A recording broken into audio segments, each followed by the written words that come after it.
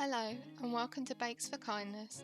Today we will be learning how to make a Victoria sponge cake whilst raising money for the mental health charity Mind.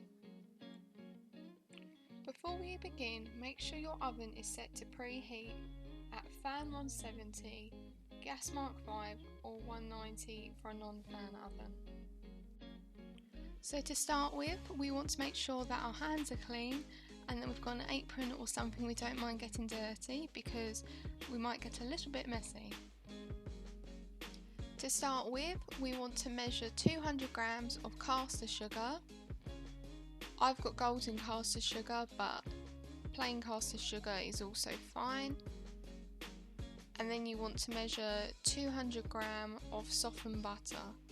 I use stork butter because I've been using it in my baking for a while and I love the buttery, fluffy textures it creates, but any butter or even margarine you have is fine. As you can see, for this bake I actually ran out of butter, so I've had to use some margarine as well. But that's fine, you can even do this bake just completely with margarine. Once you've got your butter and your sugar together, you want to grab a wooden spoon or a spatula or anything else that you've got to mix it all together, and you just want to keep stirring until the butter and the sugar become light and fluffy. If you've got a food processor or a hand mixer, you can do it in that. It will be a lot quicker, but there's nothing wrong with doing it by hand. Next, the recipe calls for adding 4 beaten eggs to your mixture. Now what I do, rather than getting a separate bowl, is I crack the eggs directly into a mug and then get a fork and whisk them up in the mug, much like you would if you were using a whisk in a bowl.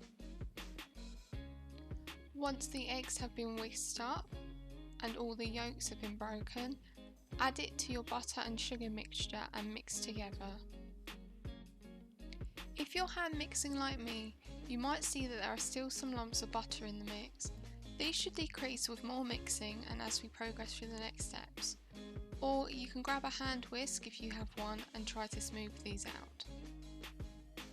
You then want to grab 200 grams of self-raising flour. Now because I've got home pride flour this time, which is very fine, I'm not going to sieve it, but for everyone else I recommend getting a sieve and putting your measured flour through the sieve into the mixture. Once the flour has been sieved into the mixture, use your wooden spoon or mixing utensil to mix in. As you go, scrape off your spoon to make sure that every part of the mixture is getting mixed through evenly. We next want to add 1 teaspoon of baking powder. Once we have mixed this in, we want to add 2 tablespoons of milk and then mix that in. Keep mixing to remove as many lumps as possible and until you have created a smooth batter. Once you've combined the mixture, you will need 2 cake pans ready to put it in the oven. To ensure that the cake doesn't stick to the pans when taking them out, you must grease them. The way I do this is by getting some kitchen roll, dipping it in a little margarine and wiping around the cake pan as the cake pan is coated, making sure to grease both the bottom and the sides. If you have grease-proof paper or have a non-stick baking tray, I would still grease these because sometimes the cake can still stick to the bottom or the sides. Next, divide the mixture between the 2 cake pans as evenly as possible. Smooth out the mixture so that it touches the sides all around the cake pans and is evenly distributed. Once you've divided all of your mixture, it's time to put it in the oven, which should be preheated by now. Check on it after 15 minutes. While the cake is in the oven, hand wash any bowls or utensils that you'll need to make the icing and dry them. Once 15 minutes is up, take the cakes out the oven but keep the oven on. To check whether the cakes are done, you will need cocktail sticks or a fork.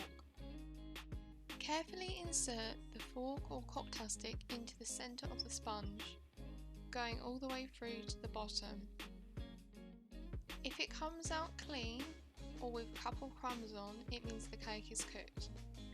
If it comes out wet, as if there's still some batter consistency, the cake will need to go back in the oven for a few more minutes.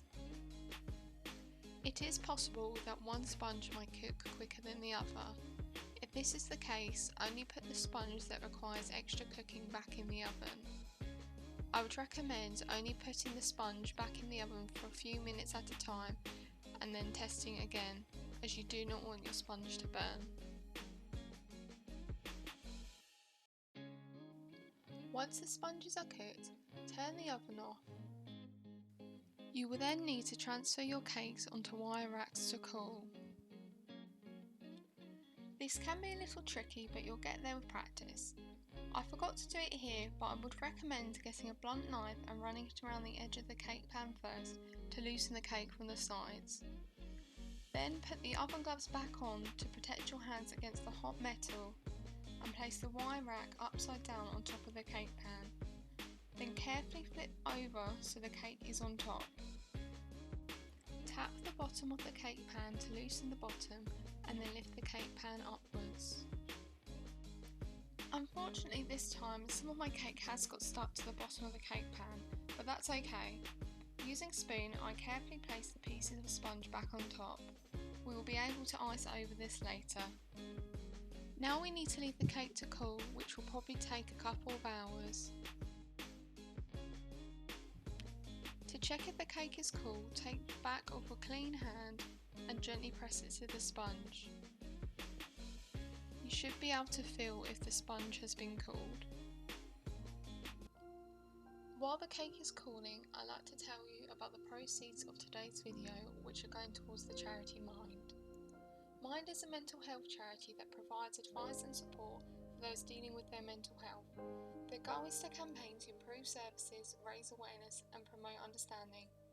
Every year, 1 in 4 of us will experience a mental health problem, but only a quarter of those struggling will receive support. Mind wants everyone to get the support and respect they deserve. I find this particularly important, especially as I've had to quit jobs in the past because of how it was affecting my mental health. I know there is still some stigma surrounding mental health. There's a lot of people who do understand and are very supportive. However, there are still some people that I think don't quite understand it, and I think education is a really important tool that needs to be used. By spreading awareness, I hope that mental health will be more widely understood and respected. As I know people who are dealing with their own mental health struggles, and personally I deal with anxiety and depression on a day-to-day basis, I really hope that Mind can get their resources to the people that need them. If you'd like to know more information or would like to donate to them, I'll leave a link to Mind's main website in the description. Now back to the bake. Once your sponge is cool, it's time to make the icing. To make the buttercream icing, we will first need 100 grams of softened butter. To make my icing, I prefer to use a block of butter, as this creates icing of a better consistency for me. If you are using a block butter like me, you'll want to leave it out of the fridge for a bit for it to soften, as this makes the mixing easier. To make the mixing process easier, I will cut your butter into smaller cubes. If you're mixing using a hand mixer or a food processor, this shouldn't really be an issue though.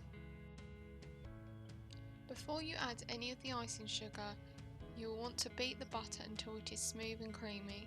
If you're doing this by hand, it might take a little while. Once the butter is creamy, you then want to measure 140 grams of icing sugar. Before you add it to the mix, run it through a sieve so that it is fine as possible. If you have bigger lumps that are having trouble getting through the sieve, use the back of a spoon to press them through. Once the icing sugar has passed through the sieve, mix the butter and the icing sugar together. This can be very messy as the icing sugar tends to go everywhere. As you mix, be sure to keep scraping the edges of the bowl and the back of the spoon just to get it all mixed in as possible. Once the butter and the sugar is all combined, add a drop or two of vanilla extract. You don't want to overdo it with this as it's very concentrated. Once it's all mixed in, you're ready to put it on the cake. Now whatever you're serving the cake on, whether it's a plate or in a tub, decide which layer you want for the bottom and put it on top. I'm using a plate here. You can see that I've used the sponge with the bigger hole as the bottom, and I'm going to use the more sturdy sponge on top. As I'm not going to be moving the cake off of this plate, I'm mainly doing it for presentation reasons. If you will be moving the cake in and out of containers, I would recommend putting the more durable sponge at the bottom though. So in my case, I would be using the other sponge instead. Now, using whatever utensil you find easiest, spread the buttercream over the sponge. You only need to do this over one layer of sponge. If you have breakages like I do, you just have to be a bit careful around those areas not to lift the sponge up anymore. Once you've evenly spread the buttercream all over the layer of cake, all the way up to the edges, it's time to add the jam. You will need about half a jar of strawberry jam. I've used seedless, but that's just because I prefer seedless. If you want to use seeded jam, that's completely up to you. Spread the jam all over the buttercream, again right the way up to the edges. If it drips over the edges, I actually feel like that looks quite nice. Once you've spread all the jam over it, it's time to put the other sponge on top. It's up to you which way up you want the sponge. I'm just flipping mine so that the broken side is underneath. And if you want to, as a final touch, you can sprinkle a little bit more icing sugar on the top of the cake. If you do it for a sieve, it makes it a lot more fine consistency. I always end up putting slightly too much on mine, but oh well. And there you have it, you've made your very own homemade Victoria sponge cake. You can share it with your family, with your friends, have it all to yourself if you want to. When you're not eating your sponge, keep it in an airtight container or cling film it. If it's a hot day, I would also recommend keeping it in the fridge. Please like and share this video. The more views means the more money will be donated towards Mind. If you have a charity you'd like to nominate, please let me know and I will make a video for them in the future. Enjoy your bake and I will see you next time. Bye bye!